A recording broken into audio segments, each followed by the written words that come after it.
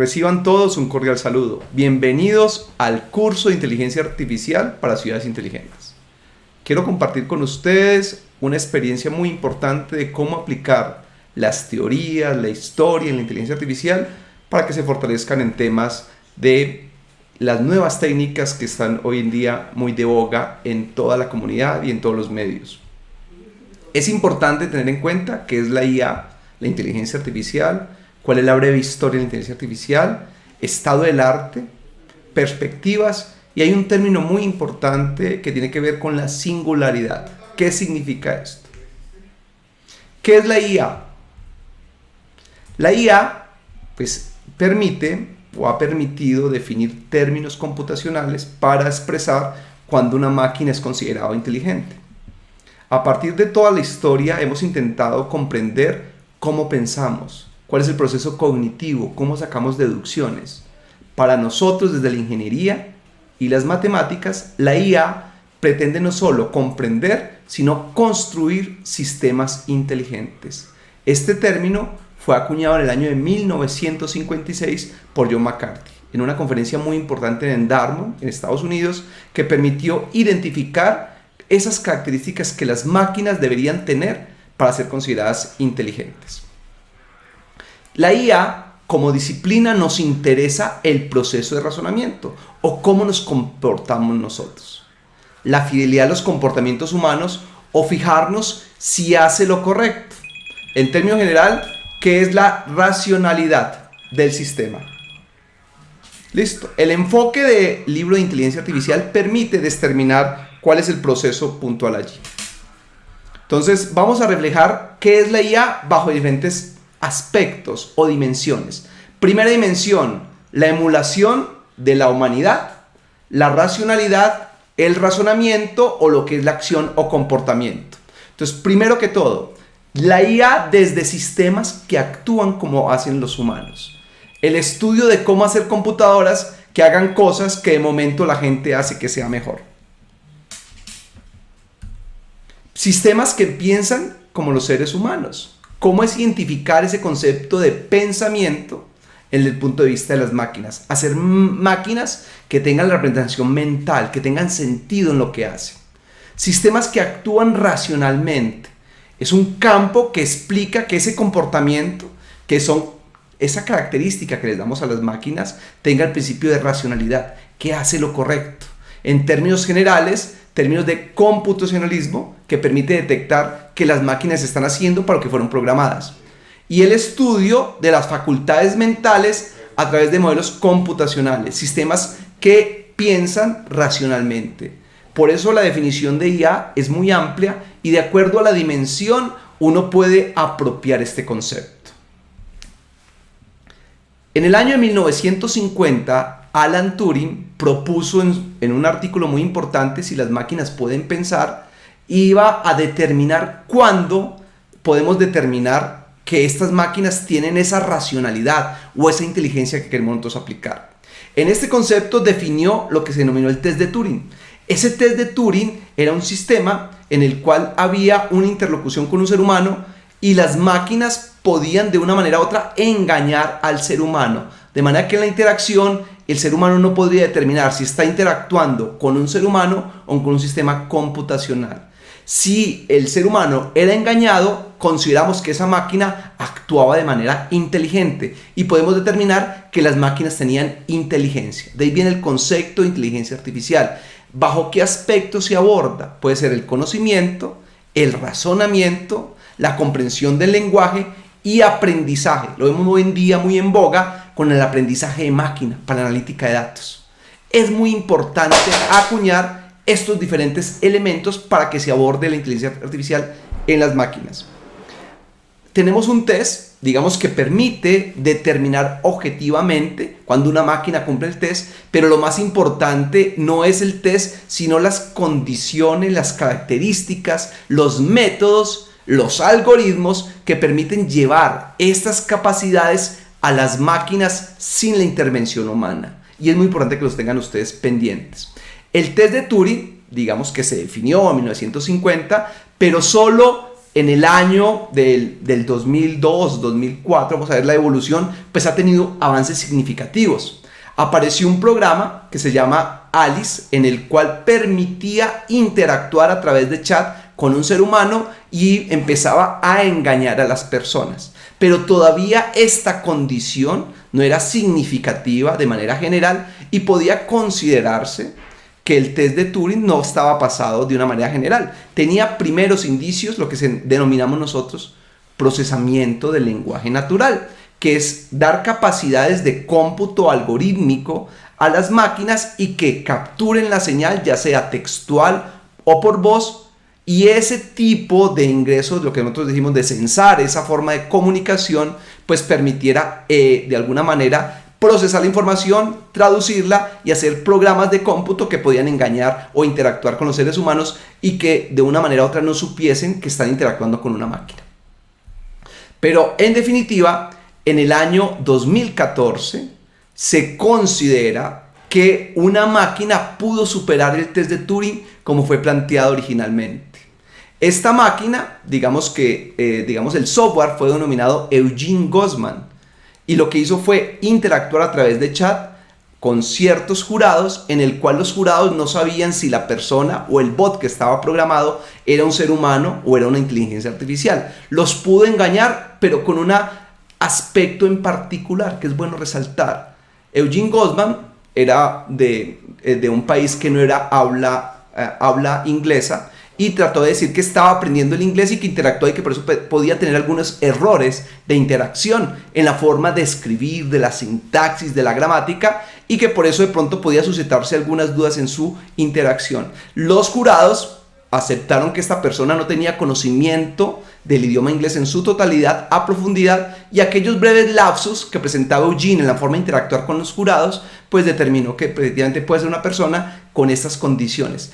Pero detrás había un bot. Entonces a los jurados les pareció que era un ser humano en lugar de un bot, y por eso se considera en este concurso que es el primer bot que superaba el test de Turing.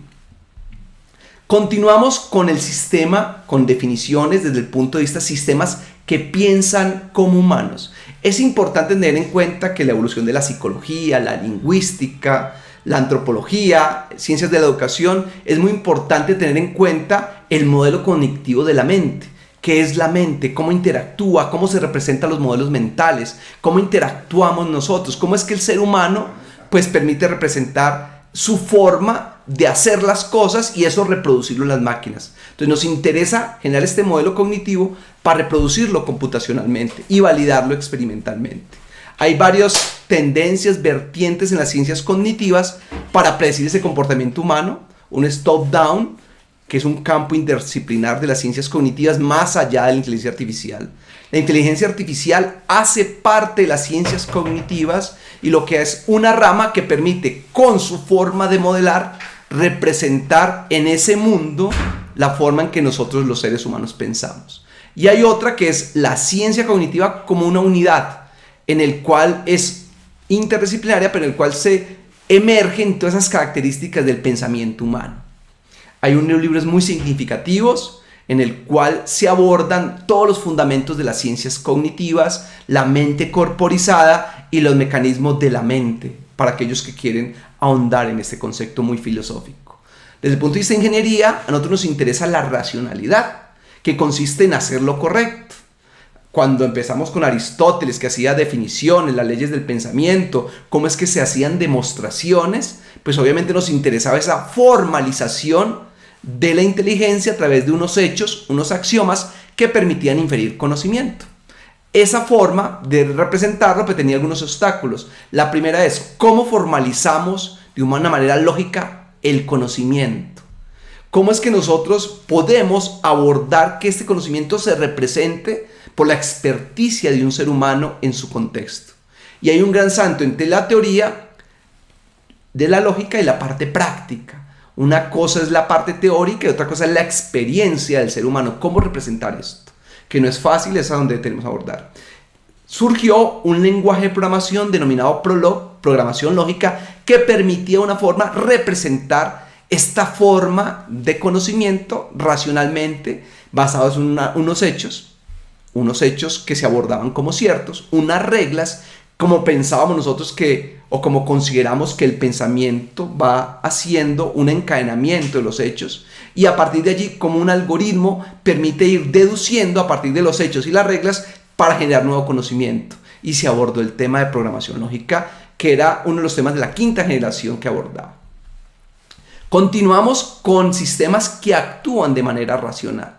Ya no es pensar sino actuar, hacer lo correcto. ¿Cómo hacemos nosotros para que interactúe en un entorno? Y hay un concepto, un paradigma muy novedoso que llaman los sistemas multiagente, en el cual tenemos ya el problema distribuido, lo especializamos en unidades puntuales denominadas agentes y entre todos solucionan el problema. Esa forma de interactuar entre los agentes, ese lenguaje de comunicación que llama ACL, lenguaje de comunicación de agentes, permite modelar computacionalmente la solución de problemas, cómo el ser humano actúa dentro de un entorno, organización, y soluciona problemas. Y estamos abordando la IA. ¿Qué limitaciones tenemos? Obviamente que esa racionalidad colaborativa no es perfecta de modelar, pero estamos tratando de diseñar ese mejor programa posible. Estos agentes racionales tienen un afecto muy importante, una estructura interna que permite identificar entre la percepción y la actuación. Esa percepción es cómo mi mundo se representa o mi problema que estoy solucionando con la inteligencia artificial, y cómo actúo yo, qué solución planteo a ese mundo y cómo hago la transferencia entre lo que percibo y cómo tiene que actuar el sistema. En esa lógica interna es donde entra la racionalidad, desde agentes que actúan racionalmente. Aquí vemos algunos ejemplos hacia dónde persigue esa racionalidad, hacer lo correcto, de arreglar cosas, de representar aspectos que hace el ser humano.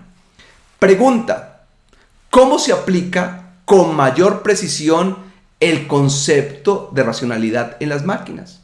Inferir conocimiento, hacer lo correcto, interactuar por otros o resolver problemas. La respuesta correcta es hacer lo correcto. El concepto de racionalidad va en ese sentido para aplicarlo. Continuamos con los fundamentos de la IA, y es importante identificar que la IA se nutre de otros campos de la ciencia. Una es la neurociencia, cómo el cerebro procesa la información, cómo podemos medir a través de las ondas la función de activación, la parte eléctrica del cerebro, qué zonas se activan y bajo qué zonas especializadas del cerebro, digamos, se realizan ciertas actividades puntuales, como el caso de la memoria, como el caso de las funciones ejecutivas, la memoria corto, mediano y largo plazo. ¿Cómo abordan esos elementos de la neurociencia desde el cerebro? Allí surge también las redes neuronales. ¿Cómo es que yo represento artificialmente el concepto biológico de las neuronas y las sinapsis? La psicología, cómo piensan las personas, cómo se modela ese conocimiento para identificar las personas, cómo actúan. Es importante representar eso y qué teorías nos permiten abordarlo. La teoría de la conducta, la base de la racionalidad para tener en cuenta allí. En la economía surge el tema de las decisiones. La teoría de juegos es muy importante en este campo porque permite la interacción entre alguien que quiere ganar y otro que quiere, digamos, también prevalecer, un conjunto de entidades que están, entre otros, compitiendo. Esa teoría cómo beneficia no solo esa combinación, sino a los demás. Una mejoría, una optimización colectiva. Otros campos donde aplica la parte computacional, qué lenguajes, técnicas, algoritmos permite representar esa inteligencia artificial. En las matemáticas es importantísimo el formalismo matemático, la representación que ello implica, que es el concepto de complejidad algorítmica, la lógica, primera lógica formal, de segundo orden, que representa el conocimiento. Cuando yo hago una acción, hay una probabilidad que la haya hecho bien o no. Esa probabilidad condicionada, donde hay incertidumbre, nutre el campo de la inteligencia artificial. En la teoría del control viene la cibernética, los sistemas autónomos. ¿Cómo hago yo? Es la base para los sistemas embebidos que tengan e incorporen esa forma de interactuar con el entorno. Y en lingüística, la parte de la gramática, que tiene que ver con el lenguaje, cómo entender el lenguaje, cómo se crea el lenguaje.